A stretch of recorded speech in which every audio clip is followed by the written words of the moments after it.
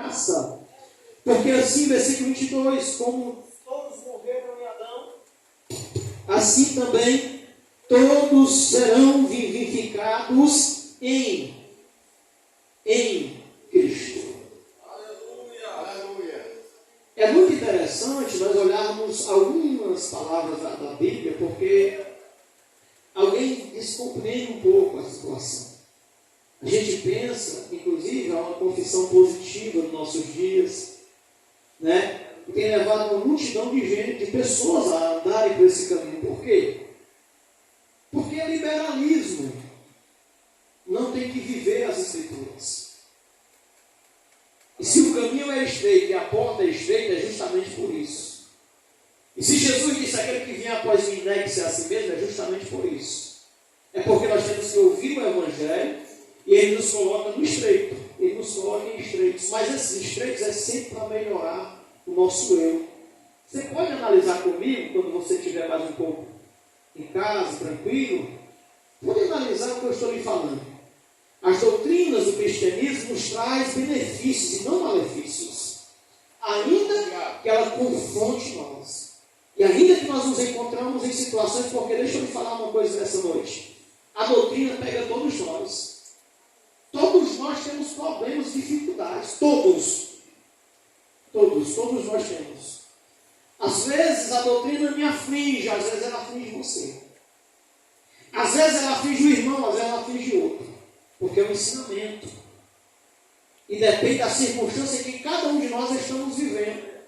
Então Paulo está aqui trazendo uma lição para nós acerca, nós falamos dessa permanência em receber o Evangelho, justamente por esse cuidado. Escute, no dia que você renunciar a uma palavra que lhe corrige, que lhe exorta a mudar de comportamento, a melhorar como pessoa, a deixar a mentira, a se corrigir, no dia que você deixar essa palavra, você está saindo da porta estreita e indo para a porta larga. Você está recebendo uma mensagem que alivia o seu ego. Eu posso fazer tudo. Eu posso fazer o que eu quiser. E pode. Mas não convém. A Bíblia diz que não convém. A gente pode fazer tudo. Quem para de fazer alguma coisa? Mas não convém. Então veja o que é que esse mal, não é à toa que Jesus chamou de fermento dos fariseus. Porque ele traz encobertamente uma falsa piedade para as pessoas. E porque alguém, bichinho, coitadinho, alguém pensa que isso vai levar a alguma coisa de fundamento, mas não leva. Isso é uma falsa piedade para que a pessoa continue nos seus erros. Esse Espírito não é o Espírito Santo. O Espírito que não me corrige não é o do Santo. O Santo me corrige pela sua palavra, pela sua doutrina. Glória a Deus. Primeiramente, o princípio de ressurreição. Quem será ressuscitado? Aqueles que estiverem em... Olha o princípio. O autor aos Hebreus está escrevendo, capítulo 5, versículo 9, ele diz: está consumado, Pai, está consumado. O sendo consumado, ele vê você a causa de eterna salvação para todos aqueles que lhe obedecem. É interessante esse texto, muito interessante, muito peculiar o que nós estamos falando. Porque a necessidade, como fala Paulo lá em Romanos capítulo 8, versículo 1, nenhuma condenação há para aqueles que estão em Cristo. Aleluia. Mas a minha fé traz uma necessidade de atentar para aquilo que Jesus falou. Marcos capítulo 1, versículo 14, a Bíblia diz que João foi preso. E quando João foi preso, Jesus foi para a Galileia pregar o Evangelho. E o que ele dizia ao pregar o Evangelho? O reino de Deus está próximo, o reino de Deus é chegado. Arrependei-vos. Pois o reino de Deus é chegado. Crede no Evangelho. Jesus mandou acreditar no Evangelho. Aleluia. Glória a Deus. João capítulo 5, versículo 39. O evangelista João está dizendo assim: olha, analisai as Escrituras. Ele está escrevendo uma fala de Cristo. Porque as Escrituras testificam de mim e nelas encontrareis a vida eterna. Por quê? Porque ao ver o Evangelho sendo ministrado, eu tenho uma conduta diferente. Porque eu agora tenho uma esperança. E qual a esperança? É de vencer a morte como Cristo venceu. Louvado seja o nome do Senhor. A minha esperança é essa, e eu preciso entender que nós caminhamos por essa esperança. Oh, glória a Deus! Todos nós caminhamos por essa esperança.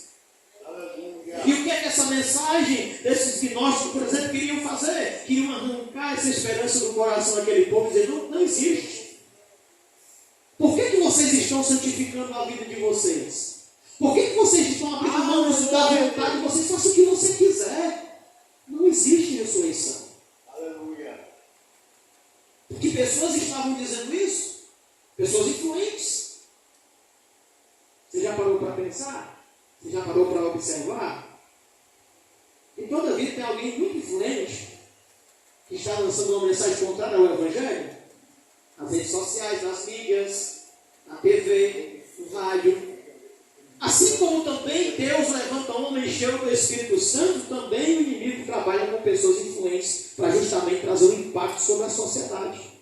Aleluia. Trazendo uma mentira ao Evangelho para que alguém que seja inconstante ao conhecimento do Evangelho venha se arrastar por esta onda.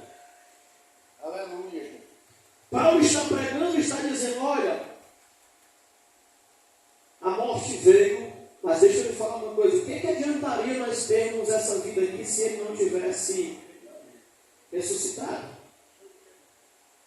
Paulo cita, e é interessante que essa primeira fala, eu separei alguns blocos nesse texto, por ser um texto grande, eu estava meditando, não tem como eu passar por todos os versículos, mas o primeiro bloco, Paulo fala justamente dessa morte universal, mas da graça universal.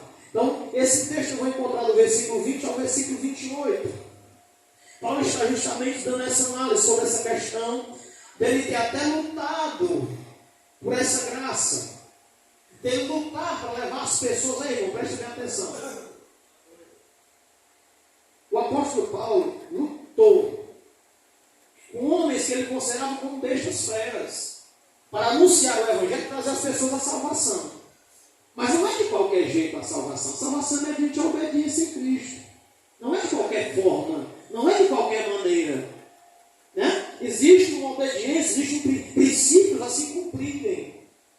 Então Paulo luta, e ele diz aqui, eu lutei lá em Éfeso, como quem luta com feras. O que adiantaria a mim fazer isso? O que adiantaria a mim estar aqui hoje, por exemplo, tendo gastado parte da minha vida e fazendo determinadas situações para estar aqui pregando para os meus irmãos se Cristo não fosse ressuscitado? Que me adiantaria o meu trabalho? Que me adiantaria a minha esperança, a vossa esperança seria vã, como diz o próprio texto. A nossa fé seria vã. Eu digo mais, tem gente que não acredita mais na ressurreição não, viu? Por que, irmão Gil? Porque está andando de todo jeito, de qualquer forma. Não está nem aí, não entrar nem não sair. Nem no falar, nem no se comportar. Está de qualquer maneira. E eu entendo que essa pessoa perdeu a esperança da ressurreição em Cristo. Porque se acontecer como agora há pouco na pandemia, que alguns se desviaram, mas se alguns voltaram, se volta para Cristo se tiver tempo. Né? E outros se desviam de Cristo. Só revela que ela realmente já não tinha mais esperança alguma. Oh, glória a Deus, mas eu espero estar pregando com a igreja que tem esperança, que a esperança está acesa, louvado seja o nome do Senhor. Aleluia! Não deixe as circunstâncias do que nós estamos vivendo agora abalar a tua fé, meu irmão, minha irmã. Porque se tem uma coisa que nós estamos tendo em abundância, são mensagens mentirosas. Aleluia!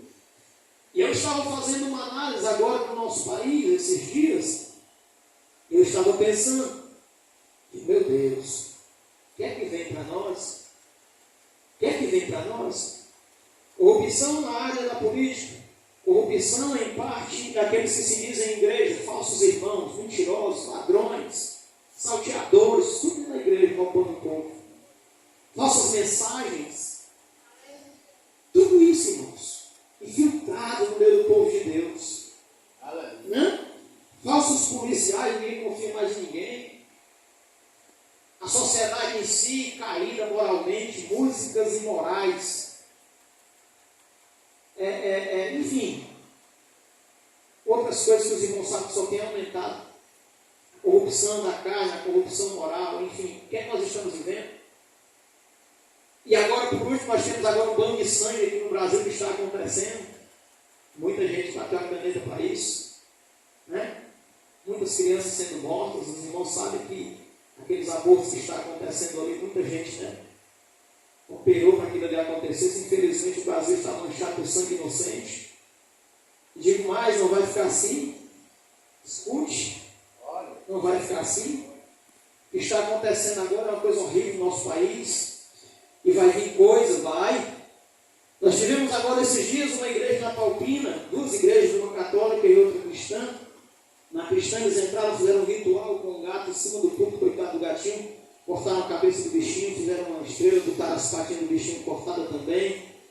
E aí fizeram lá e fizeram pichações e fizeram uma morte aos cristãos. Nós estamos vivendo isso, meus irmãos. Queira você ou não, o tempo está se cumprindo. E é tempo de nós levantarmos a cabeça, como disse o Senhor. A vossa redenção está próxima. Está acontecendo agora uma guerra que está cada dia mais piorando. Nós estamos com uma guerra aqui envolvendo o relógio da humanidade que está cada dia piorando. Está cada dia piorando. Envolvendo cada dia mais pessoas. E inclusive morrendo cada dia mais inocentes. E cada dia mais acontecendo uma situação. Enquanto isso, alguém está se arrotando. Alguém acha que não vai acontecer nada? Parece muito com o Israel do passado, quando dizia, não, o mal vai nos acontecer, nós estamos cercados de nossos bens. Não existe isso. Quando Jesus chama os seus discípulos, eu gosto muito dessa passagem, ele entra no barco, aquilo ali representa a humanidade toda, é a mesma coisa, chamada terra. Todos nós estamos aqui, irmãos. Todos nós somos os cuidadores desse mundo. Foi Deus que deu nós para cuidar disso aqui tudo. E eu acho interessante a aflição que a igreja está sofrendo agora. Sim, a igreja. Igreja, irmão, a do Brasil, sim, é do Brasil. Deixa eu falar para você que a igreja do Brasil está sofrendo. Você acha que não? Está. A igreja do Brasil, não só no Brasil, em todos os lugares onde a igreja de Cristo está.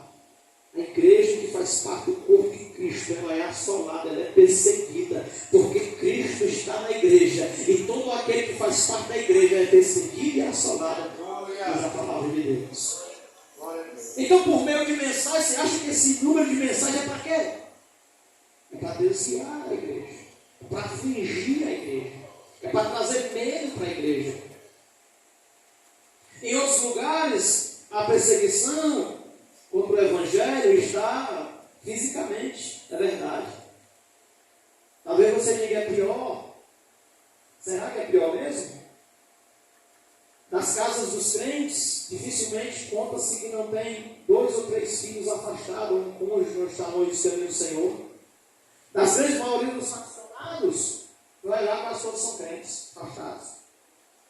Uma apostasia estamos vivendo em nossos dias. Você acha que tudo isso nasceu de onde?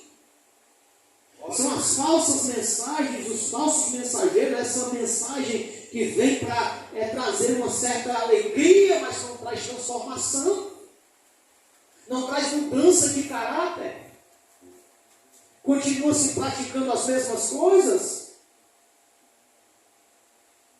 Então Paulo, meus irmãos, está muito preocupado com isso, porque está tirando a obediência à palavra. A mensagem maligna, ela distorce o Evangelho. E, consequentemente, ela faz com que eu viva um falso Evangelho. Então, Paulo está preocupado, dizendo, olha, irmãos, o que é que me adiantaria? Esperar, essa esperança me faz ser diferente. Essa esperança me faz anunciar o Evangelho a tempo e a fora de tempo. Essa esperança me faz me renovar cada manhã. Desde meus as lutas, o que me dá a vitória, o que me faz vencer, é a esperança que eu tenho em Cristo Jesus. Porque Ele vive, vós também vivereis. Porque Ele vive, eu posso crer no amanhã. Segundo bloco, Ele fala sobre nós sermos todos vivificados. É interessante isso. Paulo fala do último inimigo também, para ser vencido, que é justamente a morte. Deixa eu te falar, a morte nós temos que enfrentar ela, se Cristo não voltar. Esse é o último inimigo que Cristo vai vencer totalmente para todos, ou seja, todos nós vamos. Cristo já venceu, ele não sentiu dano nenhum, não pode fazer dano nenhum, mas em mim você não faz ainda. E quando é que isso vai acontecer? Quando ela vai ser totalmente aniquilada, quando ela não tiver mais como fazer dano algum nem a mim e nem a você, porque você recebeu um corpo glorificado, um corpo glorioso. Ela não pode mais fazer nenhum dano. E a pergunta é, onde está a morte? A tua vitória? Porque agora a vitória foi completa sobre ela, louvado seja o nome do Senhor, porque todos nós vamos ser beneficiados disso, e Paulo está alertando a igreja justamente acerca dessas verdades. E eu lhe pergunto, meu irmão, minha irmã, diante de um tempo tão difícil, como é que está a sua fé acerca disso? Como é que você está tendo isso na sua vida? Com que seriedade você está carregando isso contigo? Louvado seja o nome do Senhor. Espero eu que você esteja firme mesmo sobre essas questões. A partir do versículo 29, Paulo dá um certo entendimento que alguém se batizava pelos mortos. Havia uma mensagem que dizia que se alguém se batizasse, ele veria o seu parente querido lá no céu. Então muitas pessoas, elas iriam a essa mensagem de encontro a essa mensagem, para justamente ter o prazer de rever os seus parentes, seus entes queridos. E aí Paulo usa essa situação para dizer, olha, essas pessoas estão se batizando para ver os seus entes queridos. Se Cristo não ressuscitou, o que adianta? Já que elas não vão ressuscitar também. Era uma prova do que Paulo sabia que estava acontecendo no meio dos irmãos. No meio do ensinamento que estava acontecendo, que estava trazendo esse dano horrível para os irmãos, louvado seja o nome do Senhor. É interessante observarmos isso com cuidado. Vamos ver o versículo 32. Se como um homem combatia em Éfeso contra as bestas, quem me aproveita isso? E os mortos, se os mortos não ressuscitam, Paulo está falando justamente daquilo que eu falei agora há pouco. Comamos e bebamos, que amanhã morreremos. Aleluia. Se Cristo não ressuscitou, Antoniel, não precisa o meu irmão ter temor com nada. Glória a Deus. Mas se Cristo ressuscitou, santifique-se a si mesmo. Aleluia. Santifique a sua vida. Aleluia, Deus. Se nós cremos que Cristo ressuscitou e nós cremos, nós temos que estar aguardando isso. Você sabe por quê? Porque de repente tudo muda. Ou não é assim? Estava todo mundo preparado para tomar um café da manhã, no dia 7 agora, lá em Israel. Todo mundo estava preparado para se levantar, como era de costume, a sua família, se reunir à mesa. Mas de repente, entrou um monte de psicopatas e fez aquilo que fez, que a gente precisa falar, que os irmãos já sabem disso. As coisas mudam de repente. De repente eu estou aqui, e aqui eu posso partir para a glória. Agora, se eu tenho a minha vida em Cristo, a minha esperança está na ressurreição dele, porque ele vive, eu também viverei. Eu vou estar apegado com ele. Ainda que alguém diga para mim, rapaz, deixa de ser besta. Isso aqui não é pecado não, isso aqui não é erro não, ninguém sim. Porque o Evangelho de Cristo mandou eu mudar meu caminho lá atrás. Aleluia. Glória a Deus. Cristo disse, arrependei-vos, né? Porque o reino de Deus é chegar. Paulo diz assim, arrependei-vos e convertei-vos. Aleluia, Deus. Ora, quando Jesus disse, crede no Evangelho, ele está dizendo como Paulo disse, como Pedro disse, converte-te ao Evangelho. Nós temos agora uma nova vida. Nós temos agora princípios que Deus nos deu. E eu estava dando um discipulado dos jovens e nós passamos pelo Sermão do Monte. Como é interessante. Porque Jesus estava na base do cristianismo com as pessoas ali, com os seus discípulos. O mundo é para viver desde aqui. Ele está dizendo aos discípulos dele, no mundo eu quero que vocês vivam desse jeito aqui. Aleluia. Oh, meus irmãos. Meus irmãos, não dá para viver o cristianismo de qualquer jeito. Foi Jesus quem disse. Foi Jesus quem falou. Não adianta, ainda que eu queira fazer de qualquer jeito aqui para alguma coisa, mas não adianta, porque senão eu não estou tendo a fé verdadeira em Cristo Jesus. A palavra tem que me levar a me constranger mesmo. Eu tenho que me constranger, eu tenho que mudar, eu tenho que melhorar. Eu preciso fazer isso. Ou você acha que eu não faço isso comigo mesmo? Sim, meu irmão, eu faço. Eu sou uma